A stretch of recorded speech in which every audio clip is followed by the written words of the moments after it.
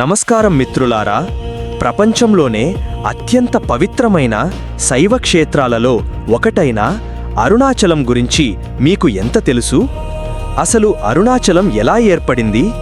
ఎందుకు లక్షాది మంది భక్తులు ప్రతి సంవత్సరం ఈ పవిత్ర క్షేత్రాన్ని దర్శించడానికి వస్తారు? పురాణాల ప్రకారం ఒకసారి బ్రహ్మదేవుడు మరియు మహావిష్ణువు తమలో ఎవరు గొప్పవారో అనే వాదనలో పడ్డారు. అప్పుడు పరమశివుడు అనంతమైన అగ్నిస్తంభంగా ప్రత్యక్షమయ్యాడు. ఆ అగ్నిస్తంభానికి ఆది అంతాలు కనుగొనమని బ్రహ్మ విష్ణువులకు సవాలు విసిరాడు. విష్ణువు వరాహ అవతారంలో కిందకి వెళ్ళగా బ్రహ్మ హంసరూపంలో పైకి ఎగిరాడు. కాని ఎంత వెతికినా ఆ అగ్నిస్తంభానికి మొదలు చివరి ఎవరికీ కనిపించలేదు.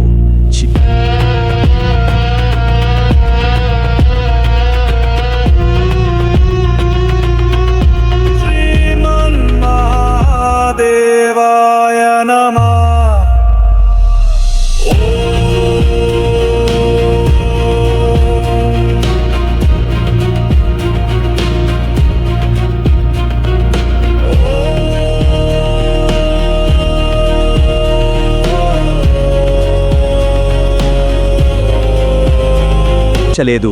చివరికి ఇద్దరూ శివుని మహిమను అంగీకరించారు.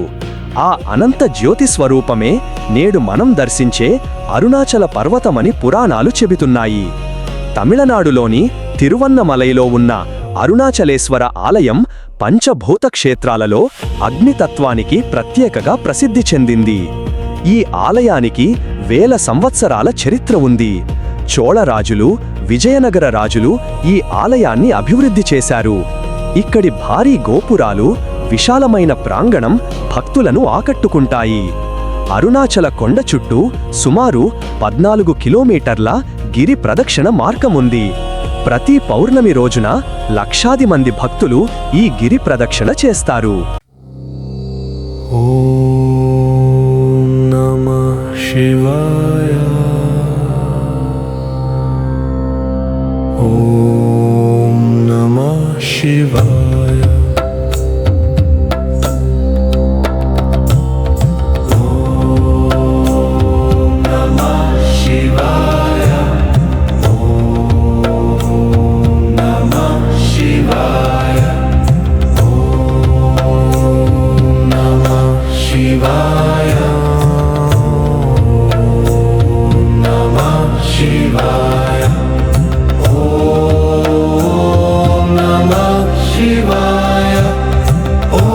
శివుడే ఈ కొండ రూపంలో ఉన్నాదని వారి నమ్మకం. అరుణాచలంలో జరిగే అత్యంత గొప్ప ఉత్సవం కార్తీక దీపం. ఆ రోజు కొండ శిఖరంపై వెలిగించే మహాదీపం శివుని అనంత జ్యోతి స్వరూపానికి ప్రత్యేకగా భావిస్తారు. ఈ మహోత్సవాన్ని చూడటానికి ప్రపంచం నలుమూలల నుండి భక్తులు వస్తారు. ప్రఖ్యాత మహర్షి రమణుడు కూడా అరుణాచలాన్ని సాక్షాత్తు శివస్వరూపంగా భావించి తన జీవితాన్ని ఇక్కడే గడిపారు.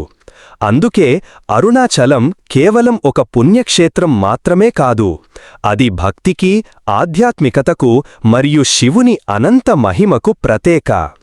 ఓం నమః శివాయ. ఓం నమః శివాయ. ఓం నమః శివాయ.